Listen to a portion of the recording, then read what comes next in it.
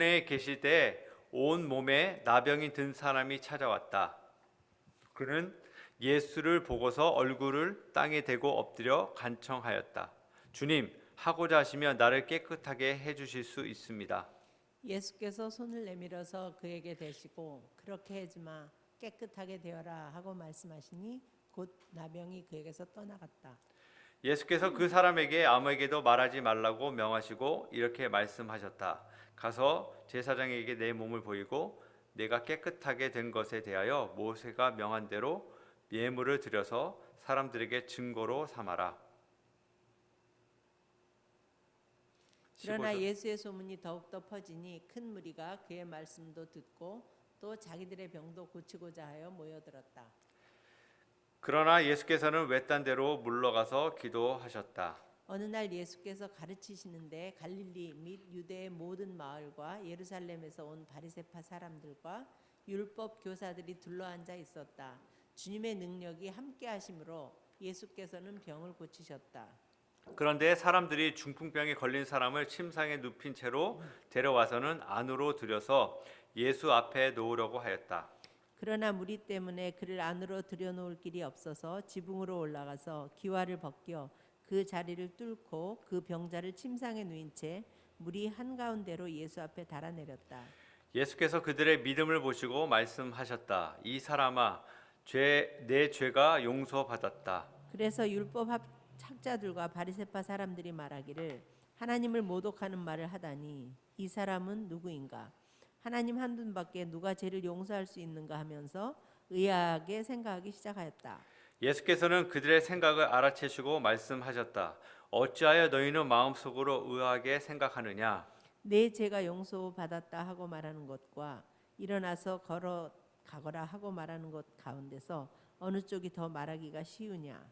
그러나 너희는 인자가 땅에서 죄를 용서하는 권세를 가지고 있음을 알아야 한다. 그리고 예수께서 중풍병자 환자에게 말씀하셨다. 내가 너에게 말한다. 일어나서 내 침상을 치워 들고 내 집으로 가거라. 그러자 곧 그는 사람들 앞에서 일어나 자기가 누웠던 침상을 거두어 들고 하나님을 찬양하면서 집으로 갔다. 사람들은 모두 놀라서 하나님을 찬양하였으며 두려움에 차서 말하였다. 우리는 오늘 신기한 일을 보았다. 아멘. 예. 오늘 하나님의 말씀 누가복음 5장의 말씀인데요. 예수님께서 환자들, 병자들을 고치는 그 말씀을 오늘 이야기하고 있습니다. 여러분 아시는 대로 예수님께서는 세 가지 사역을 이 세상에 오셔서 하셨어요. 첫 번째는 회당에서 가르치셨고요. 두 번째는 천국 복음을 전파하셨고요. 세 번째는 병자들을 고치셨습니다. 오늘 그 중에 하나가 이 병자들을 고치는 아주 중요한 사역을 오늘 예수님께서 하고 계십니다. 근데 오늘 나오는 환자들이 두 환자들이 나오고 있습니다. 첫 번째 환자는 나병 환자라고 그랬고요. 두 번째 환자는 중풍병자예요. 여러분 나병 환자는 오늘날로 얘기하면 한센병자를 얘기하죠. 그래서 중풍병자는 여러분 아시는 것처럼 몸이 불편하신 움직일 수 없는 그런 병을 가진 분을 얘기합니다. 두 환자들의 특징은 자기 스스로 혹은 중풍병자 혼자 움직일 수 있지만 나병 환자 같은 경우에는 고침받기가 참 힘든, 그러니까 두 병 다 공통점이 치유받기가 거의 불가능한 병이라고 할 수 있습니다. 당시 사람들에게도 참 조롱과 손가락질을 받는 또 불명예스러운 그런 병을 갖고 있는 그런 사람들의 이야기가 오늘 나오고 있는 것입니다. 너무나 절박하고요. 도저히 자기의 힘과 능력으로는 이 문제를 해결할 수 없는 그런 열악한, 너무나도 위급한 상황 가운데 있는 이 두 환자의 이야기가 나옵니다. 이렇게 힘들고 어렵고 도저히 내 힘으로 감당할 수 없는 상황 가운데 이들이 했던 일은 무엇이냐면 둘 다 똑같이 예수님을 찾았다는 것이에요. 근데 재밌는 것은요, 나병 환자 같은 경우에는 자기 스스로가 하나님께 예수님께 나왔다는 것을 오늘 볼 수 있습니다. 이 12절 말씀에 보면 예수께서 어떤 동네에 계실 때 온 몸에 나병이 든 사람이 찾아왔다라고 지금 얘기하고 있어요. 본인 스스로가 예수님 앞에 나왔다는 거예요. 왜냐하면 몸이 자기 스스로가 나올 수 있는 그런 상황이기 때문에. 근데 오늘 중풍병자는 여러분 잘 아시는 내용이잖아요. 자기 몸이 스스로 움직일 수 없는 사람이에요. 불편하기 때문에. 나오고 싶어도 나올 수 없는 그 상황 가운데 오늘 어떻게 나왔다고 얘기합니까? 18절에 보니까 그런데 사람들이 중풍병에 걸린 사람을 침상에 눕힌 채로 데리고 와서는 이렇게 얘기했어요. 그러니까 나병 환자든 중풍병자든 두 사람 다 예수님께 나와야지 고침 받았다는 거예요. 이게 참 중요합니다. 우리가 어려운 일을 당할 때 우리가 제일 먼저 하는 일이 우리 스스로가 뭔가를 해결하려고 하는 그런 모습이죠. 네. 자꾸 어려움이 있을 때, 근심이 있을 때, 염려가 있을 때 우리는 제일 먼저 하는 것이 뭐냐면 내가 이 문제를 어떻게 풀어야 되지? 이렇게 먼저 생각해요. 근데 오늘 말씀을 보니까요, 두 환자 다 예수님께 제일 먼저 나왔다는 거죠. 오늘 우리의 가지고 있는 문제, 우리의 가지고 있는 여러 가지 이 문제가 해결되지 않는 그 원인이 있다면 저는 단연코 얘기하는데 우리가 주님께 나오지 않기 때문이라고 저는 분명히 믿습니다. 예수님께 나오면 예수님께 나와서 구하고 찾고 예수님 도와주십시오. 예수님 이 문제를 어떻게 해야 될까요? 예수님 저를 고쳐주세요. 이렇게 얘기하면 다 고침을 받는데 우리가 정작 주님께 나오지 않는다는 거죠. 이게 가장 큰 문제예요. 그래서 오늘 이 나병 환자, 중풍병자는요, 예수님께 제일 먼저 나왔어요. 예수님 앞에 나왔을 때 예수님께서 그들의 문제를 해결해 주시는 그 내용을 오늘 볼 수 있습니다. 근데 여기서 오늘 한 가지 참 신기한 것이 있는데요. 뭐냐면 예수님께서 두 환자를 다 고쳐 주셨어요. 그런데 고쳐 주시는 거로 끝난 게 아니에요. 오늘 저는 이 말씀을 나누면서 여러분과 함께 가장 중요하게 나누고 싶은 내용이 이겁니다.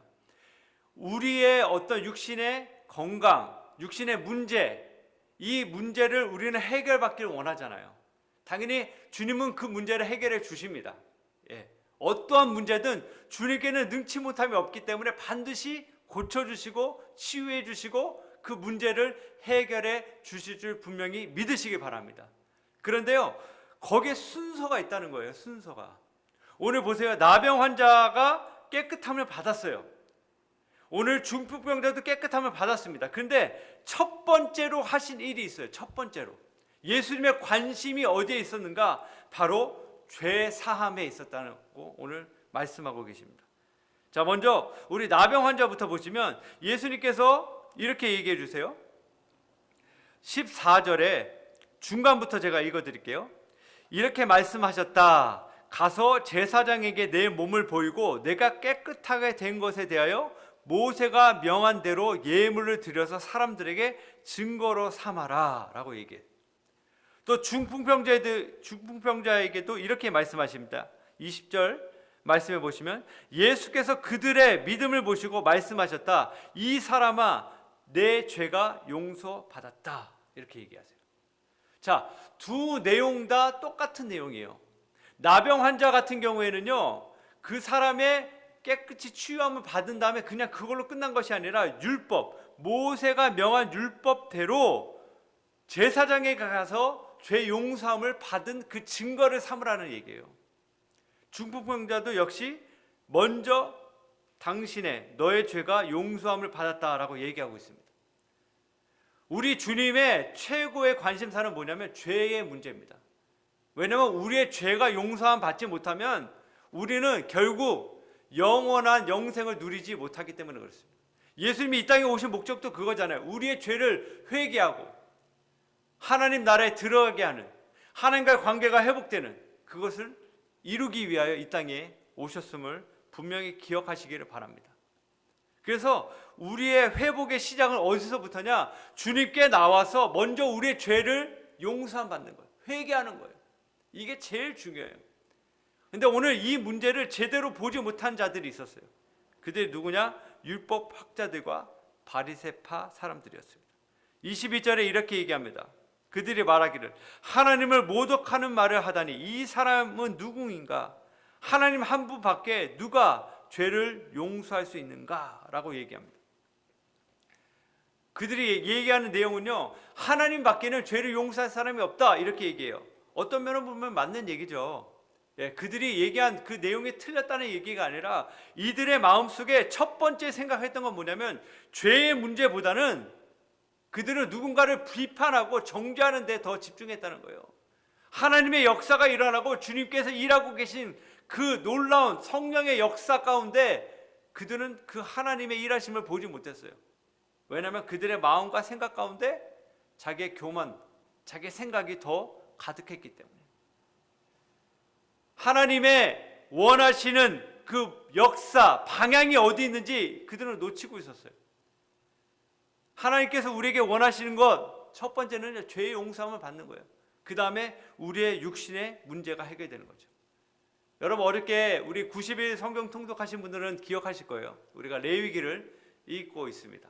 근데 레위기 우리 시작할 때 그 내용 여러분 기억하십니까? 인트로덕션에 레위기 책이 성경의 중심에 있다고 얘기합니다. 레위기 말씀이 뭐냐면 율법에 관한 거잖아요. 하나님의 말씀을 듣는 거. 모든 것이 하나님 말씀의 중심이 되어 있다는 거예요. 성경 전체가요. 말씀대로 순종하고 말씀대로 살아갈 때 기쁨이 있고 감사가 있고, 그렇지 못할 때 실패가 있고 아픔이 있고 거기에 따른 형벌이 있고 심판이 있다는 거죠. 오늘 주님께서도 그 내용을 말씀해 주시는 거예요. 우리는 자꾸 이 어떤 육신의 문제가 빨리 해결되기 원하고 아픔이 없어지고 고통이 사라지고 우리 자녀들의 문제가 빨리 풀려지고 내 개인적인 어떤 재정적인 문제가 해결되고 신분의 문제가 해결되고 나의 어떤 가정의 문제가 해결되는 거기에 집중하지만 정작 하나님의 관심은 어디 있는가? 우리의 죄의 문제에 있다는 거예요. 우리 죄의 문제가 해결되지 않으면 그 어떠한 것도 제대로 시작될 수 없다고 오늘 주님께서 알려주십니다. 사랑하는 우리 GFC 성도님들, 오늘 이 아침에 이 말씀을 붙잡고 함께 기도하기 원합니다. 하나님, 나의 죄의 문제를 오늘 이 아침에 해결받기 원합니다. 내 안에 아직도 주님보다 더 의지하고 사랑하고 정말 주님 앞에 해결해야 될 그 죄의 문제, 오늘 이 아침에 주님 앞에 내려놓고 주님 나를 고쳐주시고 치유하여 주시옵소서.